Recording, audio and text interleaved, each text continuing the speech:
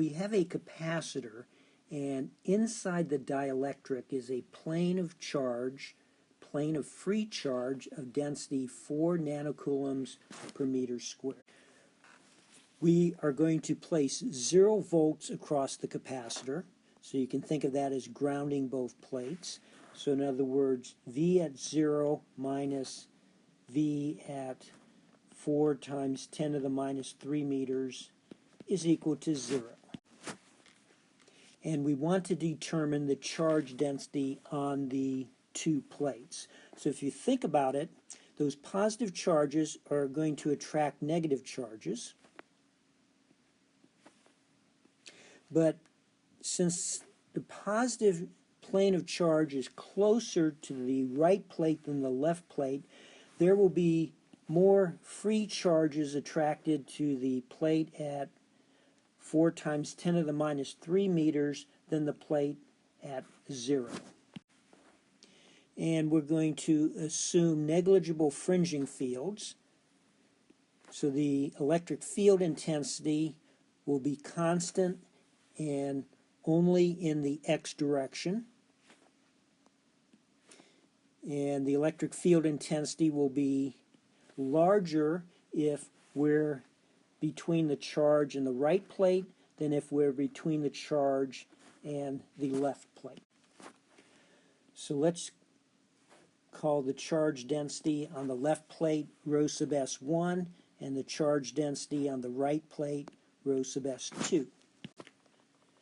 So we know rho sub S1 plus rho sub S2 will equal minus rho sub S, or minus 4 nanocoulombs per meter squared. So the electric flux density field inside the dielectric will look like this.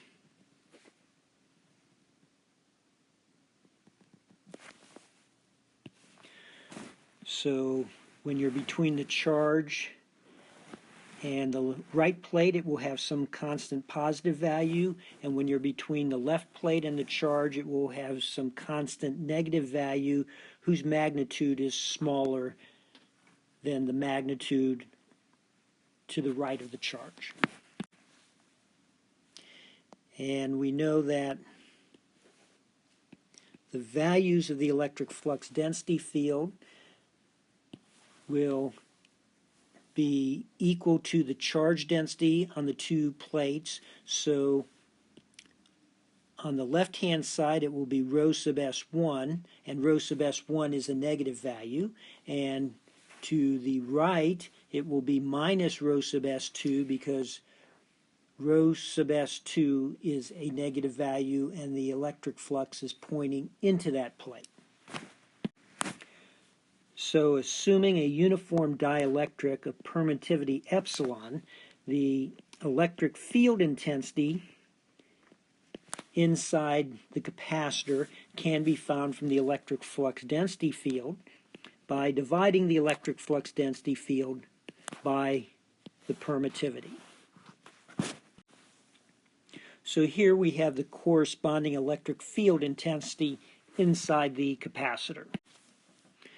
So the voltage drop across the capacitor, which is 0 volts, can be obtained by integrating the electric field intensity from one side of the capacitor to the other. And this integral can be broken up into 2 parts because we have a constant electric field in this region and a different constant electric field in this region.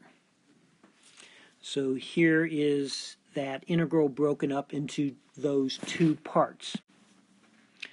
So in each case, the integrand is a constant times dx. So when you integrate, we get that constant times x evaluated at our limits of the integration.